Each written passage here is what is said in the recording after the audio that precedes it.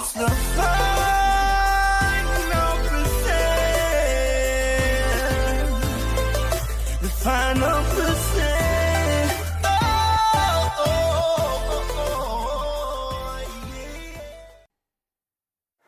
All right, welcome to another episode of the Final Percent podcast. And as many of you know my story, I owe a lot to this incredible woman.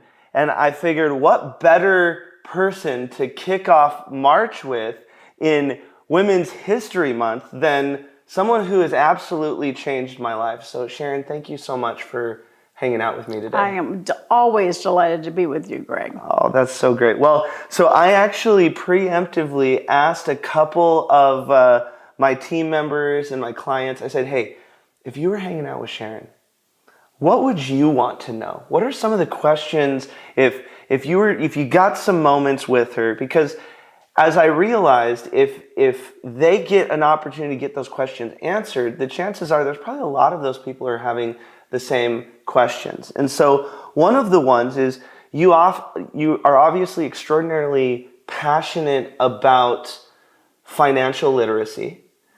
How do you get into the path of finance? Because obviously you're an entrepreneur, but that's a pretty specific path. How do you get, what draws you into the financial literacy and the finance path on that? Well, I grew up learning about assets, learning about cash flow, learning about appreciation, and I didn't realize that most people don't learn those things at home. They're growing up without. They basically are taught to go get a job and work hard and get a salary. Mm-hmm. And so it was when I left college and I started in public accounting, I also had the opportunity to see how many businesses succeeded and probably more importantly, how many of them failed. Mm. And I realized that there was so much education, particularly young entrepreneurs don't have, and that they need to understand that. And it was when my oldest son got into college credit card debt. That was it. I dedicated the rest of my career to financial literacy and financial education. Oh, wow. Because people don't understand that the essence of financial independence is income from assets, not from you working hard. And that's a message that I've been screaming from the mountaintops for many years. For many years. So what skill do you think, so when you make this decision and you want to take your entrepreneur or your voice louder from the mountaintop, and what skill has served you the most? What skill that you've developed has served you the most? Tenacity. Tenacity. I had a meeting this week with the state of Arizona. I had my first meeting with them probably 10 years ago. And just not, kind of like being a bulldog. I'm not going to ever stop talking about the need for financial literacy. And tenacity and perseverance, never giving up. An entrepreneur has to have that because, success is not a smooth ride. No. It's not a straight line. There's a lot of ups and downs, and you have to be able to have the willpower and the dedication and the mission. Okay, yeah. It's not just that you want to do something. You really have to have a purpose, a calling, and persevere to accomplish it. Because the most successful businesses solve a problem or serve a need, which inherently means you're going to have a few issues along the way that you have to solve. Exactly right. And if you don't have the passion and the tenacity to get over it, you're going to stop right before you have your success. I love the commencement speech from Steve Jobs when he talks about perseverance, and he goes, but I'm talking about a level of perseverance where any rational person would quit. And he said it's more important than any amount of capital, any amount of luck or opportunity, but that perseverance. So, I guess if Steve Jobs and Sharon Lechter tell you to do something, they might be onto something. So one of the things that I actually deal with a lot in business that I think people really struggle with is how do you deal with conflict? So if a conflict arises either with a business partner or an investor or an employee, it feels like we're so scared to have those conflicts. What is a good method or approach that you've either seen businesses use or you've used to address different conflicts that arise in business? Well, inherently, when you have high emotion, you have low intelligence. Mm-hmm. And so when you're in a high emotive state, it's very difficult to be reasonable about what's happening. And so I teach people it's very important to build systems within your business. And if something is broken, manage to the system, not to the personality. Ooh, that's good. And of course, when you're going into business with a partner, you're both excited about the future. I go, plan the divorce before you get married, all right? Because you're both still excited about the future. And so, but Greg, and you and I are going to go into a business. I'm a little older than you are. Maybe we should talk about that in 4 or 5 years. Maybe I want out and you don't. And so how are we going to do that? Yeah. Well, we're both excited, because what happens if we don't address it now, 4 or 5 years down the road when I want to get out, then it becomes high emotion and a lot of tension and angst. Yeah. And so you want to try and, a lot of it's in your agreements, your partnership agreements, your buy-sell agreements, where you structure the system to deal with conflict. Yes. Now, of course, you're still going to have conflict. And then that's a time when you have to take a step back. And if you're the leader, you have to say, okay, let the individual have their airtime. Let them hear them out. Because half the problem with people is they don't feel like they're heard. Yeah. They have an issue and they just feel like they're being ignored. And so hear them out and then walk through the process of how you resolve it. I love, and for anyone who didn't catch that nugget, manage the system, not the personality. That alone, I mean, we'll send you an invoice later for how much money that's going to save you, because that's worth its weight in gold. What does a day in your business life look like these days? Every day is different. Every day is different. I do a lot of meetings by Zoom these days as it relates to COVID. I'm on the road a lot, so my day may be completely different if I'm on the road to go speaking. I'm writing a new book, so I have to find some time and segments to do that, to be able to concentrate on writing the book. So every day is a little bit different. And what's that book about? It is How Money Works for Women. Oh, well, that's a good segue. The next thing on here is talking about the importance of Women's History Month. And one of the things that I think would be really interesting to talk about is, what specific challenges have you faced as a woman in business, being an entrepreneur?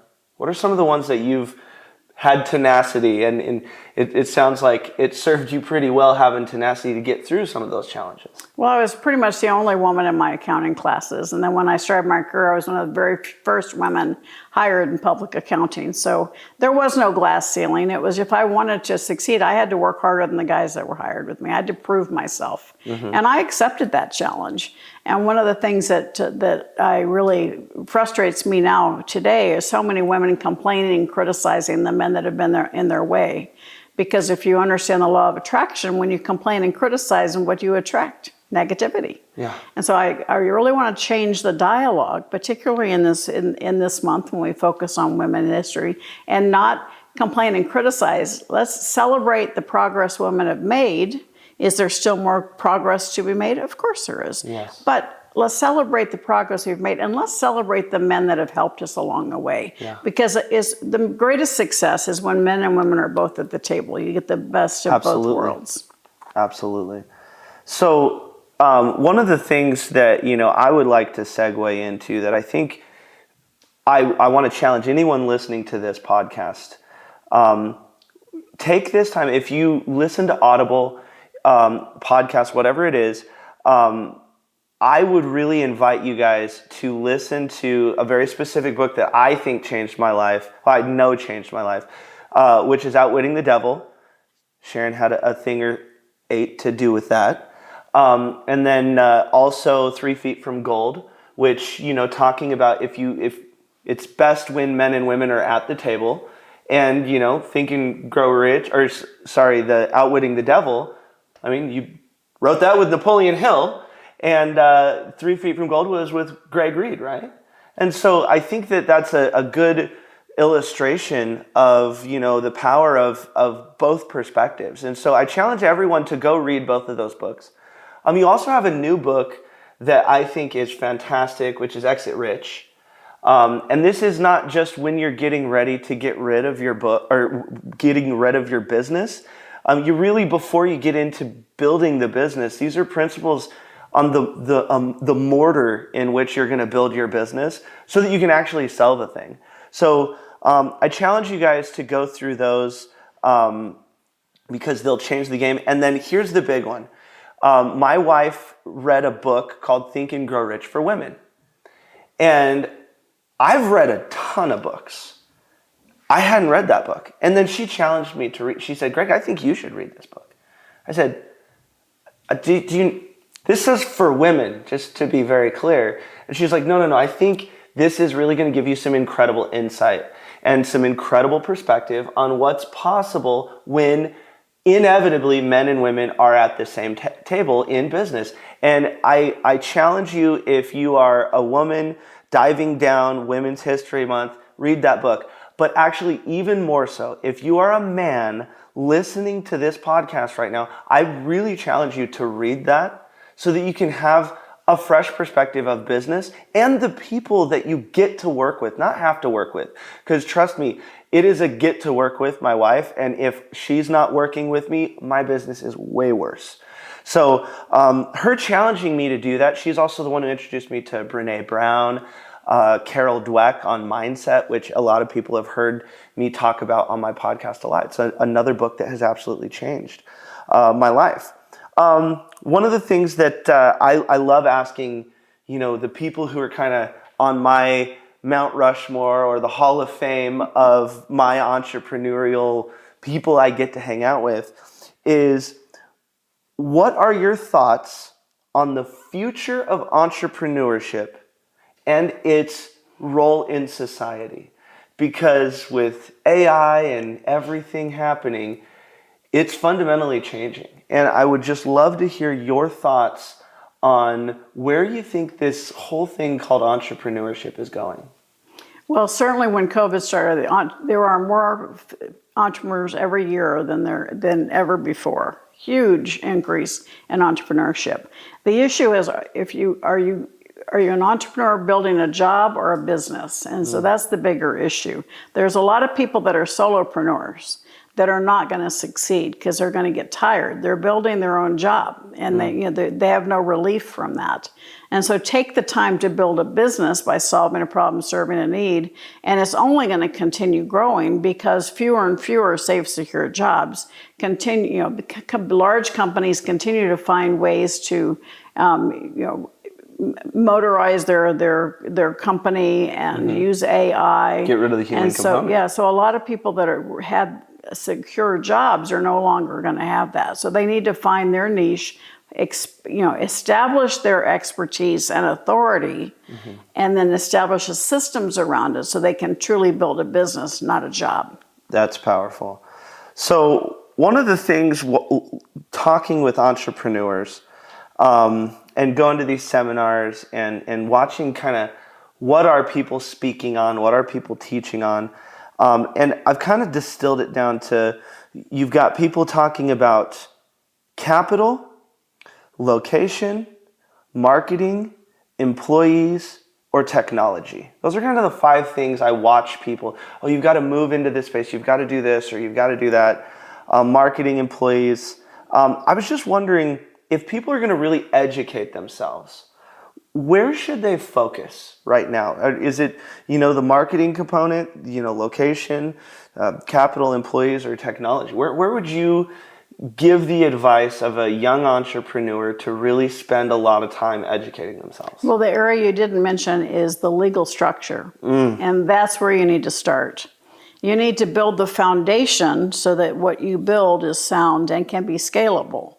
Too many people focus on the marketing and the sales, and they get all excited and they're making money, but they haven't done what's necessary to provide the security for that business, making sure that it's in the right kind of corporate structure, making sure they have the right agreements with someone. In today's world, people are outsourcing things right and left. And unless you have a work for hire agreement, you don't own what you think you do. Yeah, exactly. And so it's a huge issue. The other thing that so many people do in marketing, they get so excited because they have millions of followers and so in social media, but you don't own those names. Exactly. And brother Google, brother Facebook or Instagram can turn you off. Yeah. You need to be able to have that because it's great lead generation, but nurture those individuals, those followers back to your website. Because many companies sell simply for their database. Exactly. So build your database, invite people home, nurture them, have a customer journey that supports them. Don't focus on sales because that's a transaction. Super transactional, exactly right. You want to focus on service because when you serve somebody, you have a relationship, and that relationship gives you a lifetime of sales. Oh, that's so powerful.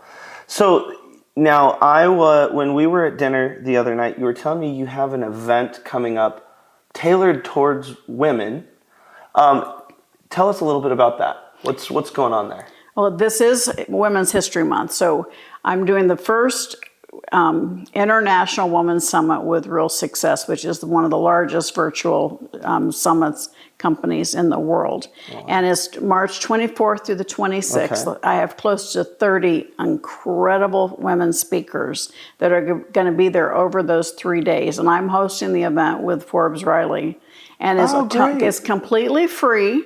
I recommend people upgrade to the VIP ticket, which is only $97, but it gives you access to the speakers, gives you access to premium gifts and that type of thing. Okay. But it's going to be an incredible event. I'm so honored to be driving it for them.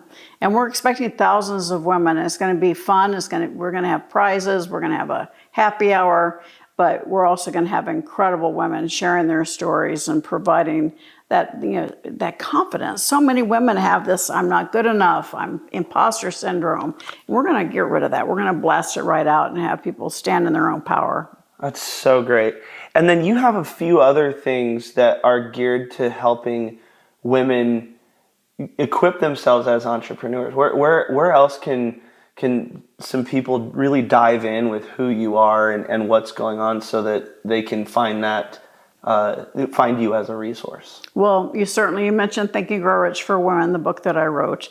I do a lot of mentoring. I do retreats at our ranch, and we have a lot of one-on-one mentoring with women as well. So just reach out to me, info@SharonLechter.com, and we'll find out what your needs are, what you're looking for, and how we can serve you. Well, that's okay. And true to form, if you listen, she really is all about service. She said, how can we serve you? And just a quick testimonial from me to her and for you guys is I truly, when I had the idea and everyone's saying, Greg, you've got these ideas and you're good at speaking and you should do this, I'm just going, I'm not good enough. I had imposter syndrome. I don't want to do this.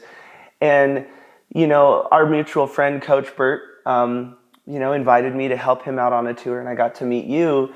And it was such a life-changing inflection point in my life. And, you talk a lot about the power of association and being able to associate with you and honestly have like the mama bird kind of put her wing over me and just say, Greg, let's go this way. Like you're trying to do this. Let's point you here. Hey, let's try this. And I can't tell you how many times I'm like, oh my gosh, I just text Sharon and she texts me back. Like she's my buddy now. Like this is so cool. And inviting you to dinner and getting to hang out with you and your husband and getting to know Angela. It's when she says, how can we serve someone? It is so abundantly clear on why she has the success that she has. And from the bottom of my heart, I am eternally and forever thankful and grateful that we met. And the power of association is real, but you have to be the person willing to go up and shake a hand or ask for a number and not quit. You have to take action. Yeah. That's the personal success equation is about not just your passion and your talent, which is all about you, which is school teachers, but it's times A for association, times A for action, and plus F, all of it wrapped in faith. And so, I use that formula in every interview and with my clients to figure out where they need support. And usually somebody in business has had some success and plateaued, and they've kind of gone down because they've stopped expanding their associations. It's so important to continue expanding your associations and having that confidence. You may have a mentor who's gotten to where you are today, but that mentor may not be able to get you to where you want to go. Yeah. So you want to make sure you have a mentor that's opening doors for you, driving, encouraging you, and keeping you on task. Yeah, I think that when you tell the story, it's so fun to watch you do the in-depth approach to the personal success equation, because when you keep that faith in yourself and faith in what you're doing, and you find that like wrapping that in faith really is kind of the secret sauce. And I think in today's day and age where we're so subject to comparative reality, and we're subject to this, we are quickly losing faith because we're, I should be where that person should be, or I should be further, or it's too late to start. And I think that the more we can lead by example and let people start wherever they're at, and give people communities. And I think it's particularly important for the female community, because watching my wife now, and she started out, she was a personal or a private banker at Wells Fargo, and then there's so many times when I remember the first time I asked her, babe, you're so powerful, I really think you should get up and speak at one of our summits. And she was saying, I have no business telling anybody. I shouldn't be up there. And I was in my head, I was going, what? I had no idea she didn't have the faith in herself to lead people down things that she did automatic that really needed help. And it's just, I think it's so important to empower the community of entrepreneurs, of women. And one of the things that my wife's done for me is really open my eyes to so many other opportunities there are to understand new perspectives, specifically in entrepreneurship as it pertains to women in entrepreneurship. And so that's why, when we were talking about it, it's like, it just so happens that the biggest mentor and entrepreneur snowplow in my life is a woman. And I was like, I'm in Phoenix. Oh my goodness, she can be on my podcast. And you just have so much, love and respect from our whole community, and I really, really appreciate you taking the time. And guys, I'm telling you, get on March 24th through the 26th, and we're going to have a link. We're going to email it out to you if you're on our email list, and then if you're not on the email list, well, of course, get on the email list. But if you are, it'll be in, or if you're not, it's going to be in the caption and everything, so that you can connect more with Sharon Lechter. I'm telling you, she changed my life, and I just want to share cool people with other cool people so that hopefully she can change yours too. So thank you so much for hanging out with me I today. just want to add, I didn't change your life, you changed your life. I inspired you, but own the fact that you took the action, because so many people know what they're supposed to do and they just don't do it. So I'm really proud of you, because not only did you allow me to inspire you, but you actually internalized it and took the action to create success. The consummate mentor. So I appreciate you, and I know she'll be back on the podcast. So sign up. I got all choked up. I'm trying not to cry. But thank you guys for joining us. This has been the Final Percent Podcast. Thank you. It's the final percent. The final percent.